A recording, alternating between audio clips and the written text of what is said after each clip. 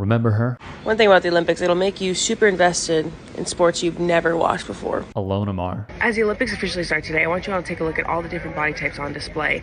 All body types matter. All body types are worthy, from the smallest gymnast to the tallest volleyball player, from a rugby player to a shot putter and a sprinter.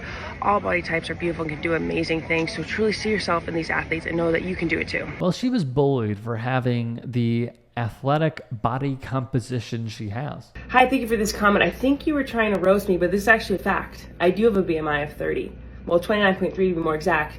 I've been considered overweight my whole life. In middle school, elementary school, high school, I was always considered overweight.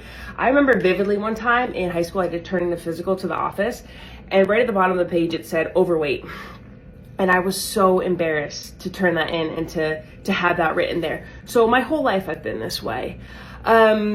I chatted with my dietitian because I go off of, facts and not just what pops up here, like you do. And we talked about BMI, and we talked about how it really isn't helpful for athletes. BMI doesn't tell you much. It just tells you what your height and weight and what that equals. I've said it before, I'm 5'10", 200 pounds. And I have about, and this is an estimate, but about 170 pounds of lean mass on me. Do that math in your head, you probably can't. That's pretty crazy, right? And that BMI doesn't really tell you what I can do. It doesn't tell you what I do in the field, how fit I am. It's just a couple numbers put together. It doesn't tell you how much muscle I have or anything like that. So, yeah, I do have a BMI of 30. I am considered overweight. But alas, I'm going to the Olympics, and you're not. And to be clear, these attacks were against her, Katie Ledecky, Imani Khalif, and many more. I'm gonna be very real here for a second. As you can probably tell, I've been crying a little bit. I always get these comments, but like recently it kind of ramped up. I get comments being called a man and being called masculine and asking if I'm on steroids. There will always be negative people out there, and they put women in a box, and they think of women should be fragile and petite and quiet and meek, but that's not the case. Women can be strong, and they can have broad shoulders, and they can take up space, and they can be big. I think I'm getting emotional because I feel very passionate about this. Don't let anybody try to define or dictate how you feel about yourself. You get to decide that. And it led to, get this, right-wingers flooding her social media in the comments and transvestigating her, writing despicable messages. And it was a lot. It was a real lot. See these bad boys right here? See these? Those are my shoulders, and they're big and they're broad, and for a while I was always ashamed of them. I got this comment and I resonated with it so much because I always tried to hide my shoulders as well. I always had really long hair because I wanted to cover it and seem more feminine. And it's really taken years of learning and deprogramming to love my big shoulders and to really find them beautiful. I even had a teammate recently who was wearing like a cardigan, and I was like, oh, why are you wearing that? We're going out. And she's like, oh, I don't really, still not uncomfortable with my shoulders. And so it dawned on me that, damn, there's still work to be done, and there's still people who are uncomfortable with their shoulders. Here's how I look at it. First off, the shoulders are beautiful. Second, those are the shoulders you have and you're going to have for the rest of your life. They're going to be that big until you die. So I think it's a lot of learning to accept them and learning to find the beauty in them. Like, to me now, these shoulders make you want to take notice. When I walk into a room, people see it. I want to put my shoulders back and people notice me. But men won't find big shoulders attractive, or if I'm muscular, I won't find a husband. I'm telling you right now, there are men that find it extremely attractive and extremely beautiful. Do not worry, you might just be talking to the wrong man. So my advice, ladies, is day by day, learn to love, learn to accept them, learn to understand how powerful they are, what they can do, because that's you and your shoulders, you for life. Thus, Corey Forrester, like many, were just fed up with all this. So is this what patriotism is to you freaking far-right assholes? Going after an Olympian, a United States Olympian, which, like, I don't know, when I was a kid, like, that was the most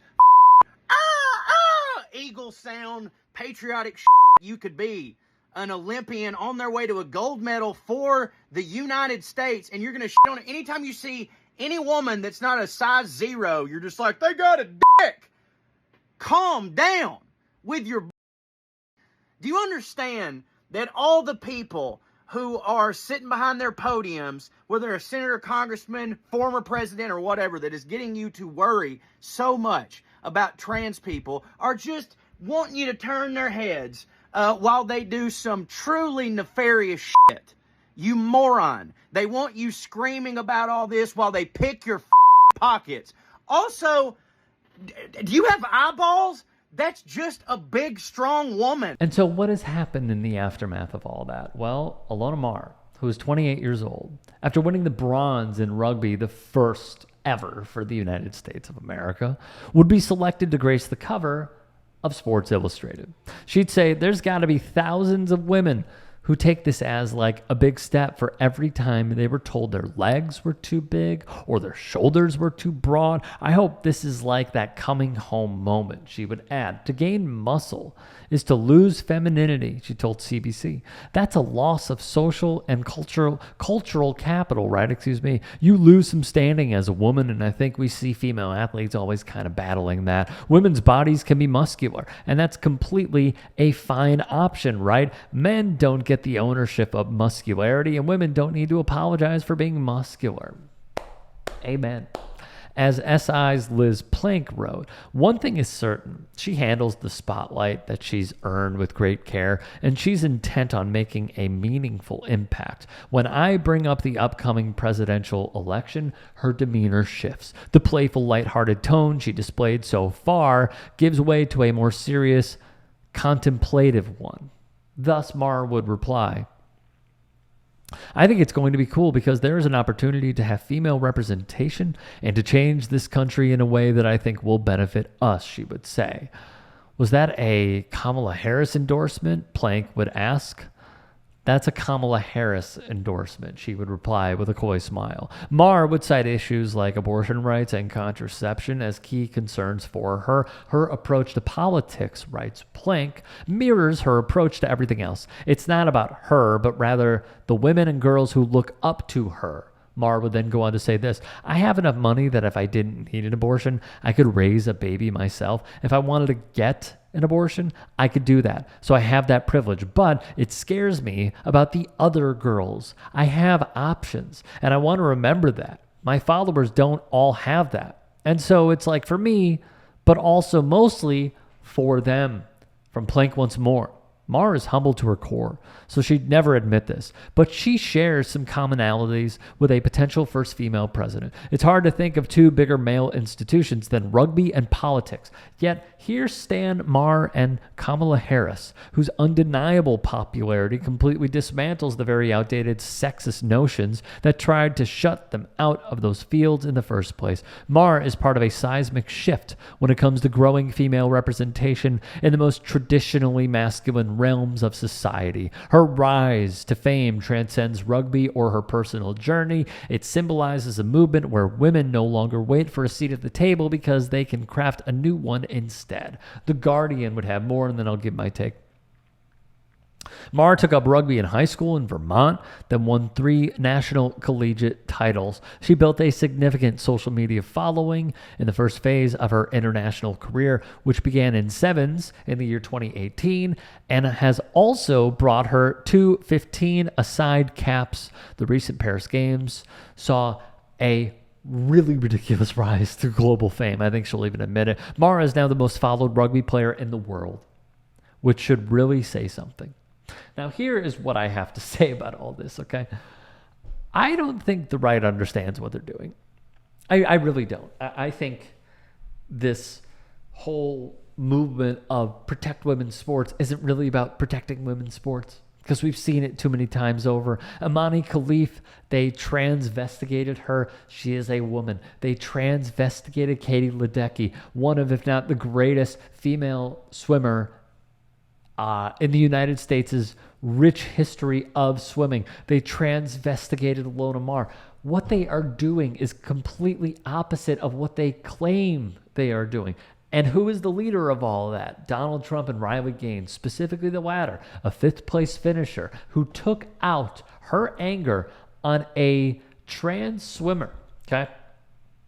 Because the trans swimmer got the trophy ahead of her, a 5th-place trophy, 4th-place trophy, only because they tied and the rules go by alphabetical order.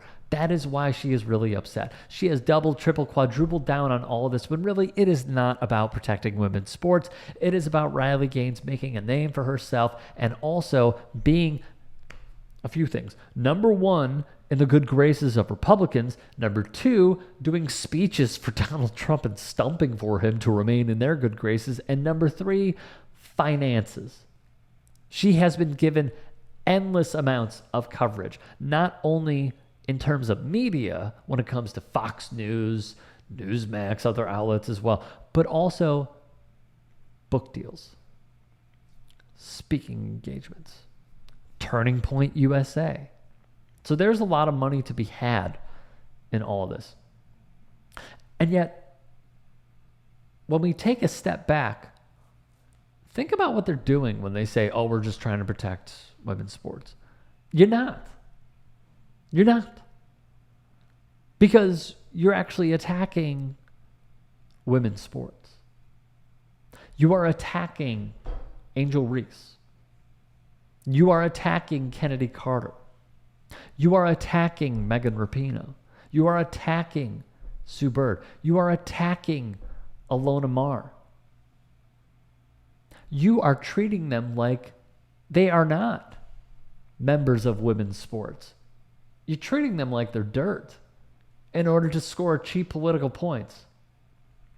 This is something they don't see. The Chaya Raychicks, the Jack Posobiaks, the Elons, who has weighed in on the Imani Khalif situation as well. When they do this, they turn off so many.